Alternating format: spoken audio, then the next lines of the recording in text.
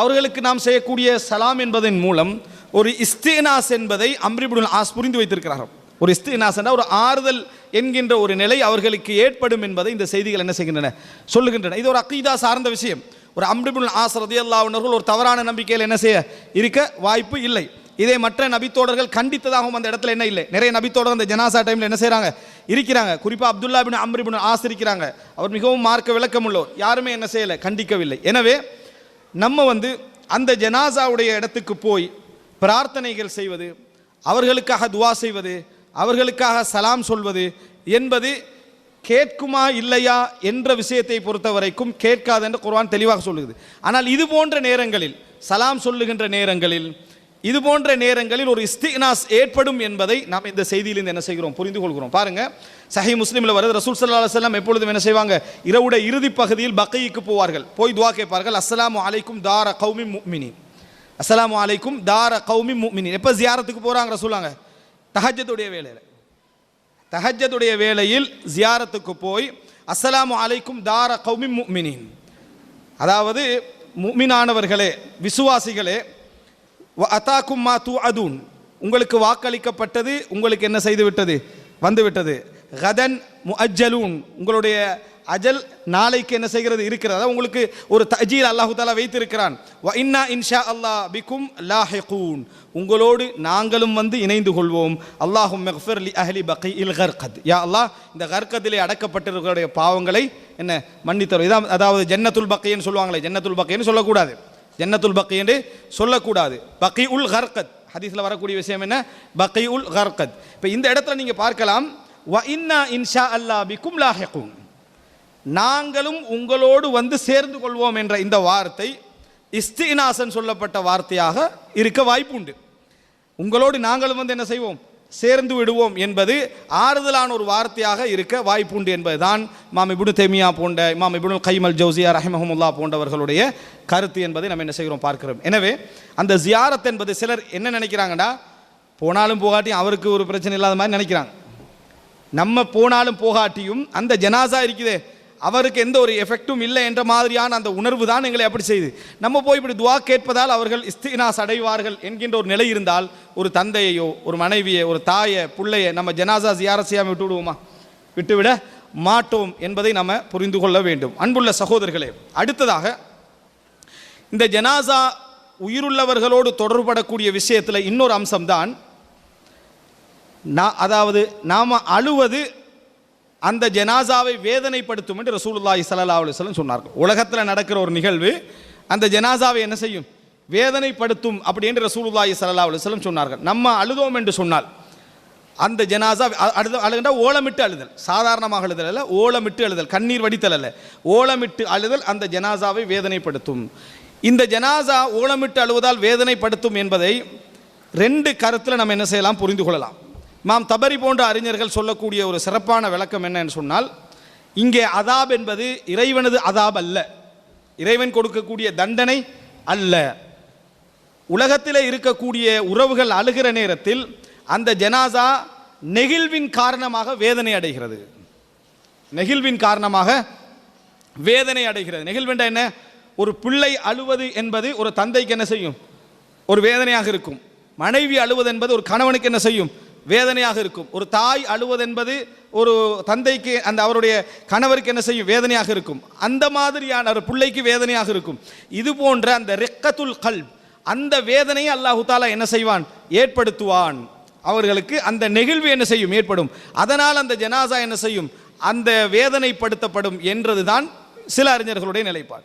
இன்னும் சில அறிஞர்களுடைய நிலைப்பாடு என்னென்னா, இல்லை அது இறைவனது தண்டனை தான். அது யாருக்கு என்று சொன்னால், நிச்சயமாக ஒரு ஜனாசா நடந்தால் இறந்தவர்கள் அழ வாய்ப்புண்டு, அது எல்லாருக்கும் தெரியும், சத்தமிட்டு அழ வாய்ப்புண்டு. எவர் வசியத்து செய்யவில்லையோ, எனது ஜனாசாவுக்கு என்ன செய்ய வேண்டும், அம்ர் இப்னு ஆஸ் என்ன சொல்றாரு, ஃபலா தஸ்ஹப்னி நாயிஹத்துன், ஓலமிட்டு அழுகின்றவர்கள் என்னை தொடர வேண்டாம் என்னாங்க. இப்போ ஓலமிட்டு அழக்கூடாது என்று வசியத்து பண்ணாம சிலர் ஓலமிட்டு அழுவதை விரும்புவார்கள். ஹசனுல் பஸரி ரஹ்மத்துல்லாஹ் சொல்றாங்களே, மனிதர்கள் வாழுகின்ற நேரத்தில் இஹ்லாஸ் இல்லாமல் இருக்கிறாங்க, மௌத்தாகின பின்னாலும் இஹ்லாஸ் இல்லாமல் இருக்கிறாங்க. அப்போ பக்கத்தில் உள்ள மாணவர் கேட்குறாரு, வாழுகின்ற நேரத்தில் இஹ்லாஸ் இல்லாமல் இருக்கிறது புரிஞ்சுக்கொள்ளையில், அதை என்ன மௌத்தாகின பிறகு இஹ்லாஸ் இல்லாமல் இருக்கிறது அப்படி என்று கேட்டால் அவர் விளக்கம் சொல்கிறாரு, வாழ்கிற நேரத்திலேயே நான் மௌத்தாகினா பெரிய க்ரௌடு வருமென்று கற்பனை பண்ணிட்டு அது இஹ்லாஸின்மைக்கான ஆதாரம். மௌத்தாகிறத பற்றி யோசிக்காமல் எவ்வளோ க்ரௌடு வருமென்று கற்பனை பண்ணிட்டு இது மௌத்தாகின பின்னாலும் ஒருத்தர் இஹ்லாஸ் இல்லாமல் இருக்கிறதுக்கான ஆதாரம். இதை மாதிரி விரும்புகிறவங்க இருக்கிறாங்க. தண்டை ஜனாசா அப்படியே என்ன செய்யணும், ஒரு பரபரக்க இருக்கணும், எல்லாரும் சத்த போடணும், பெரிய அளவு. இந்த மாதிரி நபர்களுக்கு வேதனை என்ன செய்யும், நடக்கும். மற்றபடி அந்த மாதிரி ஓலமிட்டு அழ வேண்டாம் என்று வசியத்து செய்யப்பட்டு விட்டால் அந்த தண்டனை என்ன செய்யாது, வராது. ஆனால் இந்த செய்தியை நாம் என்ன புரிந்து கொள்ளணும் என்று சொன்னால், அளவுக்கு அதிகமான அழுகை ஜனாசாவை என்ன செய்யும், வேதனைப்படுத்தும். இந்த செய்தியை பாருங்கள். அதாவது சஹீஹ் புகாரில் வரக்கூடிய செய்தி. நுஅமான் இப்னு பஷீர் ரலியல்லாஹு அறிவிக்கிறாங்க. நுஅமான் இப்னு பஷீர் ரலியல்லாஹு அவர்கள் அறிவிக்கிறார்கள். இந்த நுஅமான் இப்னு பஷீர் ரலியல்லாஹுடைய மனைவிதான் அம்ரா பின்து ரவாஹா, அப்துல்லா இப்னு ரவாஹாவுடைய சகோதரி.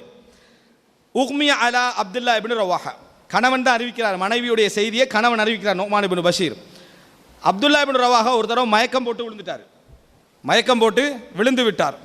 ஃபஜஅலத் உக்துஹு அம்ரா தபுகி, சகோதரி அம்ரா இருக்கிறாவே அவங்க என்ன செய்கிறாங்க, சத்தமிட்டு அழ ஆரம்பித்தார்கள். சத்தமிட்டு அழ ஆரம்பித்தார்கள்.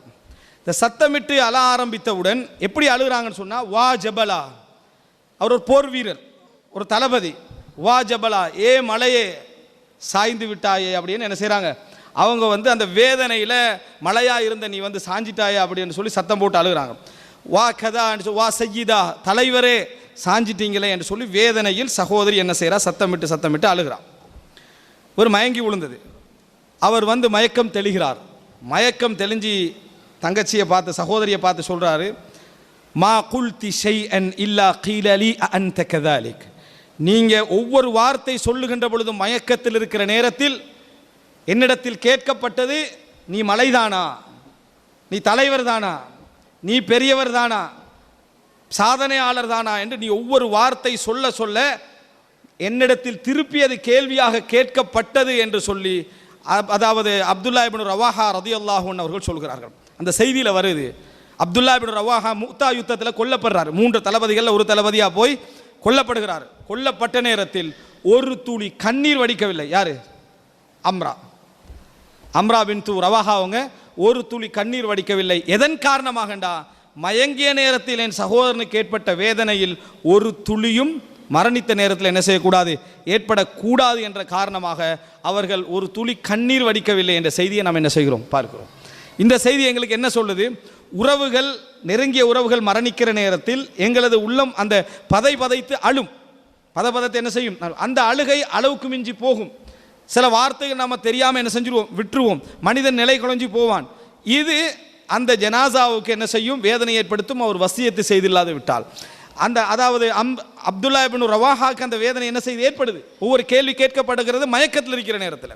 எனவே மரணித்த நேரத்தில் இது போன்ற வேதனை அவருக்கு வரக்கூடாது என்பதனால ஒரு துளி கண்ணீரை கூட அவர் என்ன செய்யவில்லை, வடிக்கவில்லை என்ற செய்தியை நாம் என்ன செய்கிறோம், பார்க்கிறோம். இது அந்த ஜனாசாவுக்கும் இந்த உலக வாழ்க்கைக்கும் உள்ள தொடர்பை, மரணித்த பின்னாலும் உள்ள ஒரு தொடர்பை நாம் என்ன செய்கிறோம், இதிலே நாம் தெரிந்து கொள்கிறோம். அதுபோல் அன்புள்ள சகோதரர்களே, அடுத்த செய்தியாக நம்ம பார்க்கலாம், தமன்னியுல் மையத், மரணித்த அந்த உயிர்களுடைய, அந்த ஜனாசாக்களுடைய ஆசைகள். இது சம்பந்தமாக நான் தனியாக ஒரு தலைப்பில் பேசியிருக்கிறேன், இறந்தவர்களின் ஆசைகள் என்று. அதில் சில செய்திகளை நம்ம பார்க்கிறோம். இந்த உலகத்தோடு அவர்கள் வைக்கக்கூடிய ஆசைகள், மரணித்த அந்த உயிர்கள் வைக்கக்கூடிய ஆசைகளை நம்ம என்ன செய்கிறோம், பார்க்கிறோம். அதில் ஒன்று, முஸ்னத் அஹ்மதிலே வரக்கூடிய செய்தி, 14547வது இலக்கம், ஜாபிர் ரலியல்லாஹு அன்ஹு அவர்கள் அறிவிக்கிறார்கள், இதா ரஆமா ஃபுஸிஹ லஹு ஃபி கப்ரி, ஜனாஸால, அதாவது கபரில் அடக்கப்பட்ட மனிதருக்கு கபர் விசாலமாக்கப்படும்.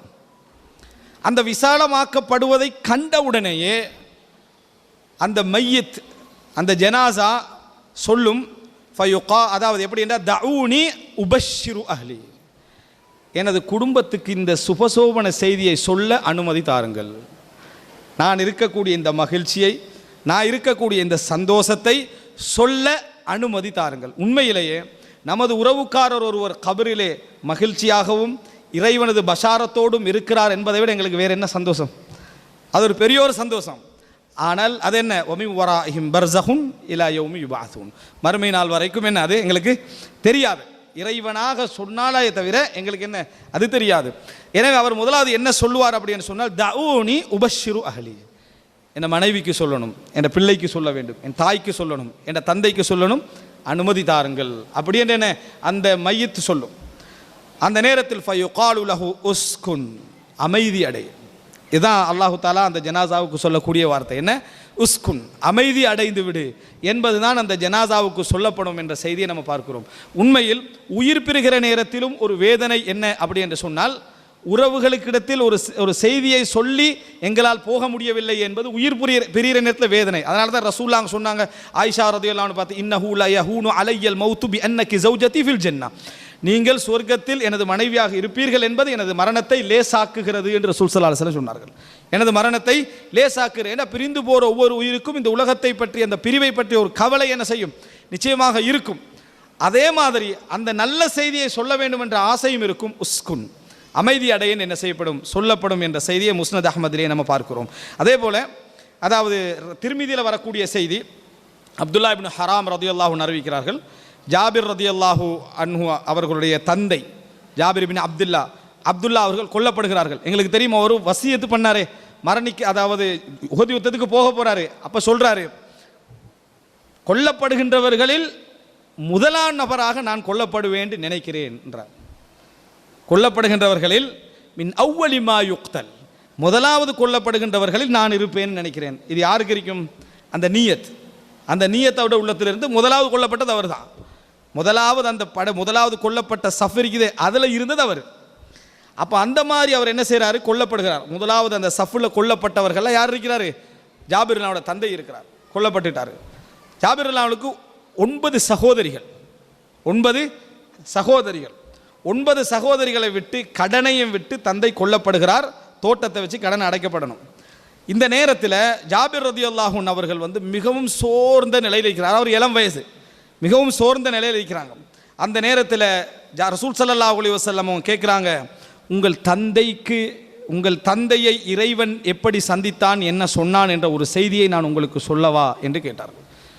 கேட்ட நேரத்தில் ஜாபிர் ரலியல்லாஹு அன்ஹு இடத்தில் ரசூல் ஸல்லல்லாஹு அலைஹி வஸல்லம் சொல்கிறார்கள், அல்லாஹு தாலா அனைவரோடும் திரையிட்டு பேசுவான். சொர்க்கத்துடைய நாளில் தவிர மற்றவர்களோடு என்ன செய்வான்? அல்லாஹ் திரையிட்டு பேசுவான். உங்கள் தந்தையோடு திரையின்றி இறைவன் பேசினான், திரையின்றி இறைவன் பேசினான். அந்த நேரத்தில் இறைவன் உங்கள் தந்தையை பார்த்து சொன்னான், யா அபதி தமன்ன அலைய உதிக், என்ன ஆசை உனக்கு இருக்குது சொல்லி நான் உனக்கு தருவேன். தமன்ன அலைய உதிக், என்ன ஆசை உங்களுக்கு இருக்குது சொல்லி நான் தருவேன். ரப்புல் ஆலமீன் அப்படி சொல்றேன்னா அது எவ்வளவு பெரிய ஒரு பலம். எது தேவை சொல்லி நான் தருவேன். அப்போ அவர் சொல்றாரு, யா ரப்பி துஹ்யீனி ஃபஉக்தல ஃபீக தானியா, யா அல்லாஹ் என்னை திருப்பி உயிர் பெறச் செய், உன் பாதையில் மறுபடி நான் கொல்லப்பட வேண்டும்.